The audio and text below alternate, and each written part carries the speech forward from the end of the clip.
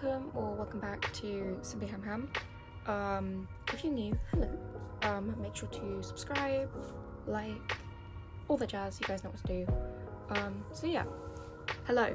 I don't think you guys expected me to be back this quick, and honestly, I don't even expect myself to be back this quick. But essentially, a couple things happened, and I'm gonna get a hamster, maybe even today.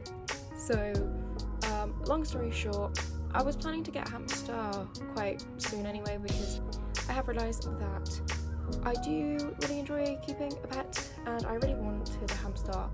Of course I miss and I will always love Biscuit, but I just enjoy having an animal, you know. Biscuit, I'm always very open about the fact that Biscuit was my first pet and obviously my first hamster, and I just really enjoyed being in the hamster community and owning hamsters, so I really wanted to do that again. We ordered basically, the other day we ordered some bedding, and honestly I expected it to come maybe tomorrow, maybe next week, so I was supposed to be getting the hamster maybe like next week, but we just got the message that it's supposed to come in the next 2 hours, so I'm just starting this video and then I'll finish it when the bedding arrives. I'll set the cage. So I will have timestamps, but right now I just want to do a bit of a haul of some of the new stuff I've got for Pets at Home and also some of the stuff I made. I will not be getting the hamster in this video because most of you guys voted to have a separate video, so that one will be coming out shortly as well. For the stuff that I bought the hamster, let's just start with that. First thing, I got the classic bendy bridge. I already started putting some toilet paper in the gaps. I'll probably do that a bit more because there are still some smaller gaps, but yeah, you can't go wrong with these are a classic. Next thing I got, and this is actually something I feel like all hamster owners have. I never got this because I had a Syrian, and this time I am actually not getting a Syrian. I'm getting a dwarf. Feel free in the comments to guess which dwarf I'm getting if you want. But I got one of these classic tunnels. I was scared that the hamster won't fit, but I think they will. I do need to sand this down really quickly, so I will go do that after I finish the recording. But it's obviously one of these just hide and seek logs, or play tunnel as Pets at Home like to call this. And it's essentially just a tunnel with a bunch of different like openings and holes, and the hamster can just go in and out.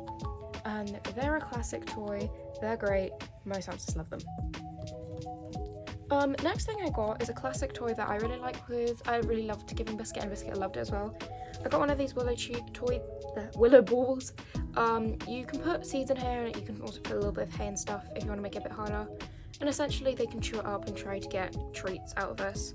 Biscuit always loved this and sometimes even used it as nesting material, so great toy, highly recommend to try these with your hamsters if you haven't already. And the last thing I got was just some herbs. These were actually quite cheap. They're just a dried flower mix, and they look similar to the one I normally get, but way more colourful. So I'm happy to try. I'm really excited to try this out with the hamster. I was gonna get some more stuff, but some of the stuff were quite expensive. Like the cork logs were like £13, and the leaves were like £5 for like this size of a bag. So I will be getting more stuff obviously in the future. It's just what I'm starting out with, and I also have all of Biscuit's old stuff. I sanitized that both last night and this morning. And then just quickly some of the stuff that I made. So I just quickly want to go through that. And if you guys want tutorials on any of these, I'm happy to do that. First thing I made is I made this multi-chamber hideout with like a lid that comes off. And it's got 3 chambers. Yeah, they are kind of small, but they will be fine for the hamster. I do also have another hide that they can use if they want, but this will be good for them, I think, if they want to use it. I use hot glue, but I made sure to get rid of as many of the like little string pieces as I could. And I have a lid which is removable. That's not how it goes. That's how it goes. There we go. So yeah, they can use this if they want, and if they end up chewing it, I'll take it out. That's the first thing. Second thing, I made this thing out of toilet paper tubes and stuff. I do need to glue this down. I thought I already did that. Apparently not. But essentially it's just like some tubes connected to each other, and I can like dig this under the ground so they have like a burrow starter. And I cut out some holes around these areas just in case, you know, they don't want to go through a tube or something. So it's, yeah, pretty basic toy, but I think hamster will really enjoy this. This isn't really anything I made, but I have a couple paper tubes. You can't go wrong with these, especially with dwarfs. These two toys I made, I'm just gonna give credit. I think I got them from Van the Syrian Hamster. I think that's the channel. I'll link the video down below. Both of them, I got them from that video. The first one's like, I really like this one. It's an enrichment toy because something I really struggled with is with Biscuit, and I want to improve with this hamster, is enrichment. So this is basically, you can open these and you can put some toys inside. Not toys, food. And then they have to like rip it open. So I thought that was a great idea, so I made that. And then this is not really an enrichment, but like they can just climb, so that's nice. And the final thing I made two of these, are these snuffle mats, and I will credit these to, oh god, I can't pronounce the channel name. I think it's like Plush Wrap. I don't know, you guys probably would have heard of her. She's very popular in the hamster community. I'll link her channel in the video down below as well. I made a mini one for test. I don't think I'll use this one, but I made a bigger one here. And it's like a snuffle mat, but it's also bonus because they can pull out the toilet paper and use it as nesting material. So that's all the stuff I made.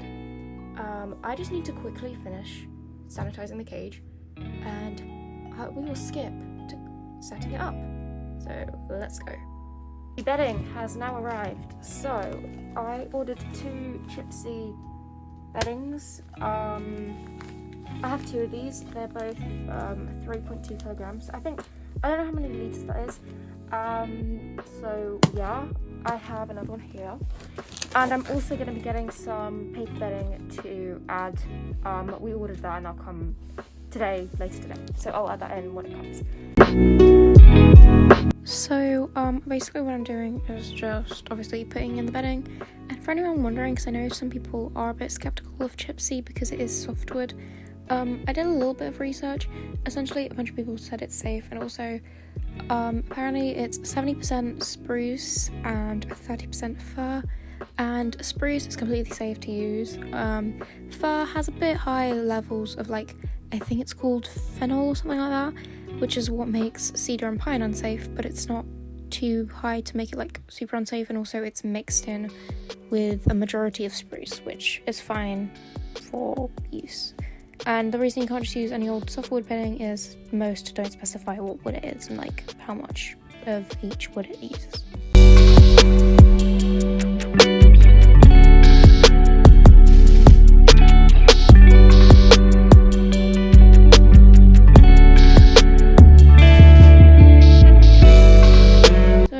I skipped a little bit ahead and put in some hay just to create a bit of a layered effect. It didn't really work out in the end, but there is a bit of hay in the middle, so that's also, I think, for warmth and also layers.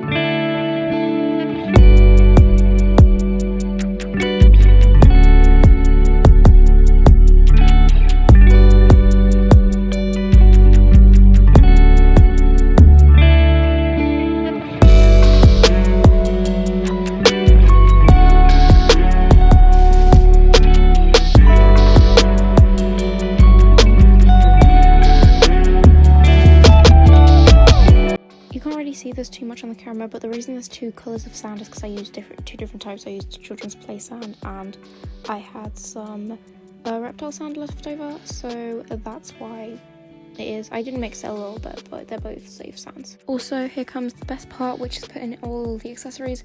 Unfortunately, due to my storage, this cut off, so I didn't do too much, but then I am going to give you a cage tour. Also, something I forgot to say, I think, is I will be adding a bit of more bedding. I think it has about 6-7 inches right now. I'm getting some paper bedding, so I'll add that in.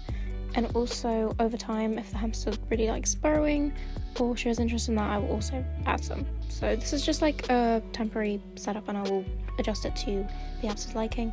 I also did remove the platform because I realised that if it jumped on the rocks, that's very unsafe, so I did remove the platform.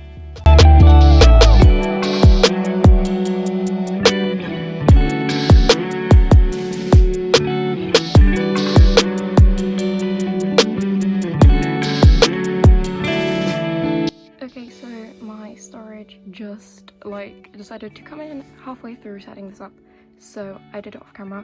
But here is the final setup. So just quick tour because we've got to go in a minute. We've got the multi-chamber hide I made with a snuffle mat on top, another hide, basically whichever one the hamster prefers I'll keep in, and then take the other one out and put something else there. We have the long cork log, and then we have the mushroom. We have the big sand area, should be a giveaway to what hamster I'm getting. And we have a little bit of rocks just so they can enter in. We have a platform, and on the platform I put one of the forage toys as well as what's it called, food dish, just for a couple of days. I will probably use that. Put a little bendy bridge, which there's a tube here, and basically it goes underground and you can see one of the little tubes peeking out. And I put some grapevine and a hide in the sand as well as the wheel, obviously. And yeah, so it's not necessarily the most amazing setup ever, but I do actually really like it, and also have some sprays going around. If the hamster eats them a ton, I'll take them out. I need to put the water back in, I just don't know exactly where, and hopefully we're going to go pick up the hamster now. So you guys wanted this to be 2 videos, so you guys are gonna have to wait for the next one. So I hope you guys enjoyed this video, and next video there'll be a hamster in here. So see ya, bye.